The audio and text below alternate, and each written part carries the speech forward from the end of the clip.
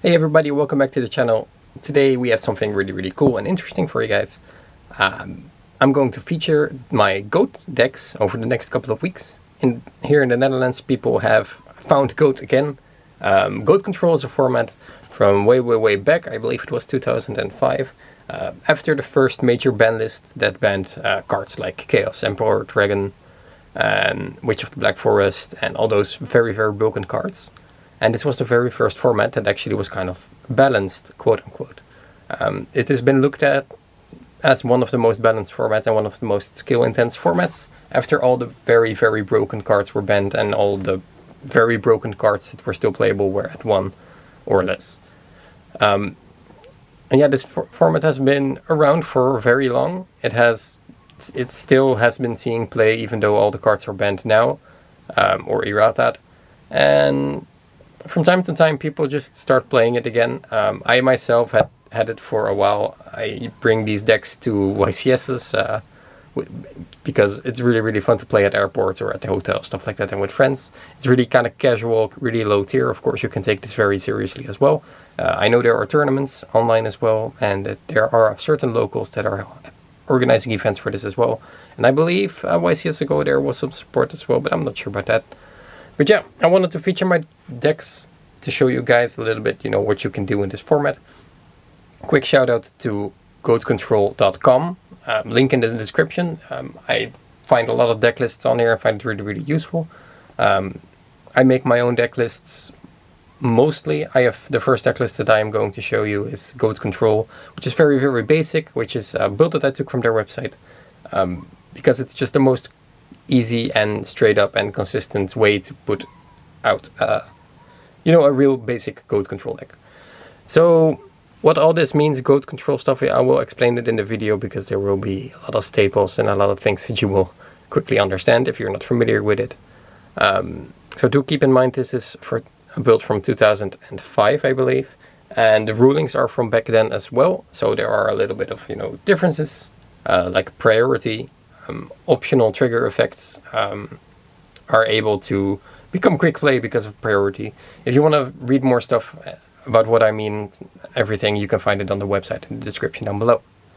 But let's go into the main deck profile real quick. 2 Magician of Faith. Goat Control focuses on a lot of powerful spell cards, and Magician of Faith is one of the most important cards because you can bring those powerful spell cards like Pot of Greed and Graceful Charity back. And yeah, I'm playing this at 2. I'm not playing it at 3. As you will see, like GOAT will be very different from TCG now because a lot of good cards will be played at 2, and you're like, why? I'm not sure why either, but I just follow the deck list because I'm a sheep. Then for some more flip monsters, we play 2 Magical Merchant. If this card flips face up, you can excavate cards from the top of your deck until you hit a spell or trap, and you can add that card to your hand. So we have 2 very powerful advantage-based flip monsters, and we can flip them back face down with Tsukiyomi. This is a spirit monster for those of you that don't know it. Tsukiyomi. If this card is normal summoned, you can target 1 monster on the field, flip it back face down, and at the end of the turn, because Tsukiyomi is a spirit monster, he gets returned to your hand. This basically helps you with advantage, if you can get your Magician of Faith up or your Magical Servant, and it doesn't get contested by anything, you basically can just get advantage every turn. That's really strong. Then we have 2 Air Knight Parthes. This is a level 5 monster with 1900 attack. He does piercing damage, and when he does damage you can draw 1 card, which is really good for advantage. You will see a lot of cards that are really good for advantages. Then we are going to a lot of one-offs. We have the Sinister Serpent Pre-errata. In the standby phase, if this card is in your graveyard, you can add it to your hand, which is a +1. A +1 that does nothing, but a +1 nonetheless. With a lot of discarding synergy, that really helps. Then we have Tribe Affecting Virus. This card is, I believe, Japanese, not sure. You can discard 1 card, call 1 type on the field, destroy all monsters with that type. For example, if your opponent has done a Scapegoat, you can summon him, discard a card like Sinister Serpent, call beasts, and all the Scapegoats are dead. We have Azura Priest, another shiny spirit monster. Azura Priest can attack all monsters your opponent controls once. So again, if your opponent has done Scapegoat, you could just summon a Azura Priest, clear everything, and then in its face, because it's a spirit monster, it gets returned to your hand. So DD Warrior Lady, one of the most powerful monsters in GOAT. When this card battles an opponent's monster, after damage calculation, you can remove your opponent's monster and discard from play. So either you set this and it gets attacked by something strong, or you can banish it. Or if your opponent has something really scary like a Blacklist or Soldier, you can attack it, use its effect, and the cards get banished. Breaker, the Magical Warrior. A lot of you people will probably know this card. When he is summoned, he gets a spell counter, and you can remove one spell counter from this card to destroy one spell trap on the field. Do note that the spell counter gives him 300 attack, so this will make a 1900 beefy attacker, which is really, really good. So let's go into some controversy. Here in Europe, we play GOATs some slightly different than in America. Especially where I play, we play Xarion Universe. Of course, it is kind of based on who you play with if you want to play this card. This card was released in a tin, and it was playable for like 1 or 2 weeks. After basically GOAT got a ban list, I think, and the format changed a lot, or another set got released. So this card was playable for 2 weeks. A lot of people find this card to be too powerful. It's 1800 attack with 1900 defense, which is really, really hefty. When he attacks before damage calculation, you can make this monster lose 400 attack, and he does piercing damage. So this basically deals with GOAT tokens. This card is really broken and on a very different level than some of the other cards you're seeing here. Which is why some people just opted not to play it because it was released so late. But around where I play, people play it, so I kind of have to play it as well. I'm personally not really biased into should you play this or should you not. There are really easy replacements for this card. You can play a third Magician of Faith or Magical Servant or anything. Yeah, I like to play it. Be sure to check in your locals or in your community what they play. Then Pre-Errata Sangan, when this card leaves the field, you can add a dark monster with 1500 attack or less. Yeah, from your deck to your hand. Which basically fetches out any of those cards, which is really good. And I play Morphing Jar. When Morphing Jar flips face up, both players discard their entire hand and draw 5 cards. Which is really good for coming back in the game. Then the last monster we play is the Blacklist or Soldier in the beginning. Special summon him by removing 1 light or 1 dark. 1 light and 1 dark from your graveyard. You can either banish a monster. With priority becomes kind of quick play and it's really, really useful. Or when he destroys a monster by battle, he can attack another time this turn. That's my monster lineup right there. So let's go into some spells. Play Double Scapegoat. Summon 4 tokens, which is really, really good. And the card that comes into play with that is Metamorphosis. Now let me quickly get an English copy out for you guys. There we go. Offer 1 monster on your side of the field as a tribute. To special summon 1 fusion monster with the same level in the face-up attack or defense position from your fusion deck. Monsters used as tributes are offered as tributes to deck or whatever. So basically, if you have a level 1 monster on your field, you can activate Metamorphosis and bring out 1000 Tides Restrict, which is where the name GOAT format comes from.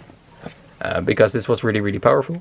A deck like this was really standard back then, which is why it's still really favored to be played right now. And yeah, Metamorphosis really gave a lot of options, because it was not only limited to level 1, there were also level 4 monsters, level 8 monsters. There were a lot of options, which you will see in the extra deck in a little bit as well. Then because we have so powerful flip monsters and they need to be outed, people were playing Nobleman of Crossout. Destroy 1 face-down monster and remove it from play. If the monster is a flip effect monster, both players remove from play all monsters in their decks with the same name as the original monster. So that basically outs Magician of Fate. You need to play around this card, which is kind of where the skill in GOAT format comes from. And yeah, that's really basically it. But to make the card more useful, you were also playing Book of Moon. This card was at 3, playing it at 2. Change 1 monster on the field from face up to face down. Basically, if you, for example, if your opponent has a monster that you cannot deal with, like a Chaos Sorcerer or a Blacklist or Soldier, you can put it face down and then remove from play with Nobleman of Crossout, which is really cool. And then some real quick, powerful spell cards. Mystical Space Typhoon, which is at 1. Delicate Duo, pay 1000 life points, remove or discard 1 random card from your opponent's hand, then they discard another, which is really helpful for the advantage game. Graceful Charity, draw 3 cards, discard 2 cards, which is helpful for cycling. Pot of Greed, do not know what this card does. Snatch Steal, take control of one of your opponent's monsters.